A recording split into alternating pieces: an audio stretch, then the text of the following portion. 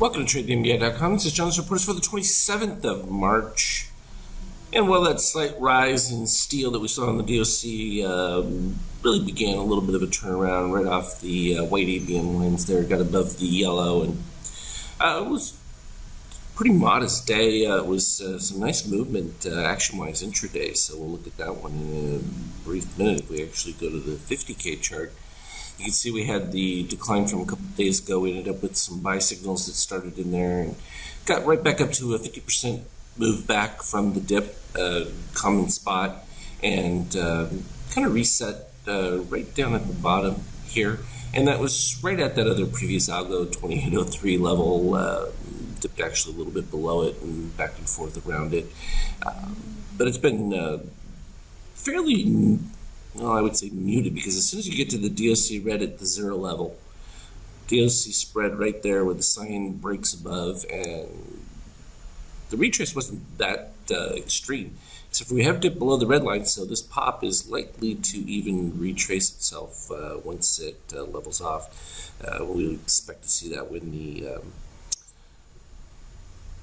Azure line right here reaches the gold, and that should cause the little come back to it. But we're right at a neutral port for the market here with that DOC red right around the zero level. So it becomes critical that they're able to maintain that push to keep it going. And we've seen this for the last couple of weeks, that the NASDAQ has been much stronger.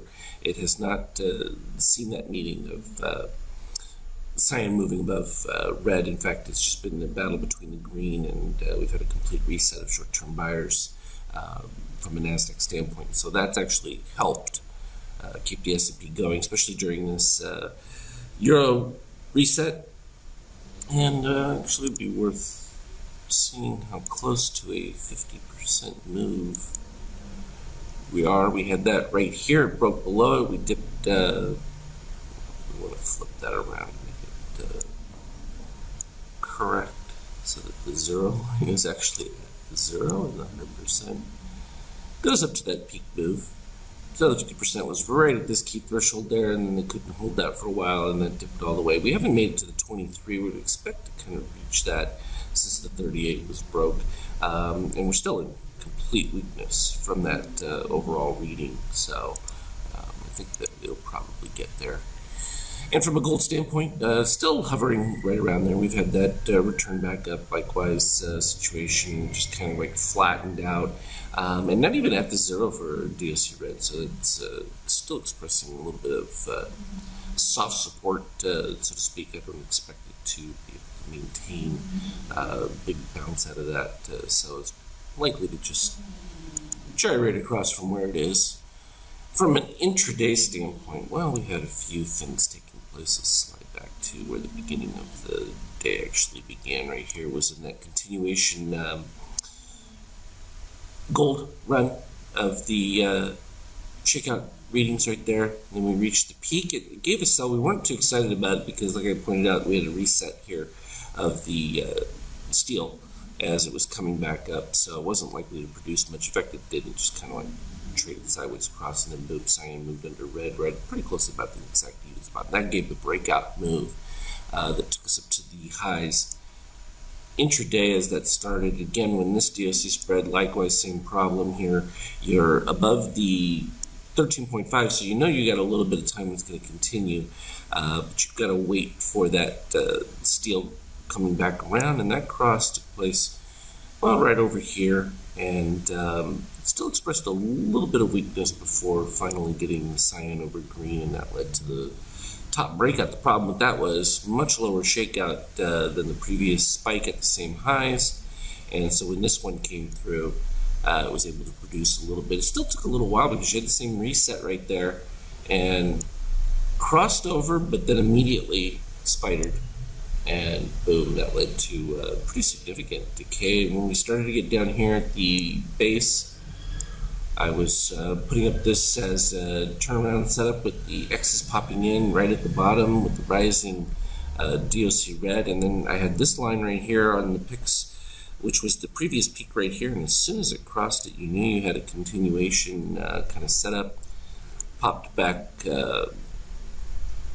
right to near the 50%, right at that 2819, which I had been pointing out as previous algo, as well as the other one where we kind of capped out at the 2830, and then produced a new set of buys. And what happens? Yeah, right back from that 2819 to the 2830, and it hits a roadblock right there and comes back from that. And it's currently where the pre-market setup is at this particular point. And you can see much higher highs on much lower shakeouts, so it's likely to give at least a move back to where the breakout was right there, which almost has done that.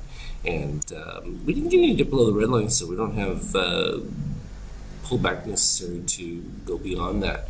So I would look for any decline that's going to come back up during the day, back to the 2830 as a test, just to give it another option. Because often what happens is they'll test how much supply is up there and then pull back from it and wait for the actual market to be there to see if that maintains itself, especially from a short cover standpoint, because this is really where they get their best push from, and they need the short covering in order to drive things. And it's not there, it's problematic.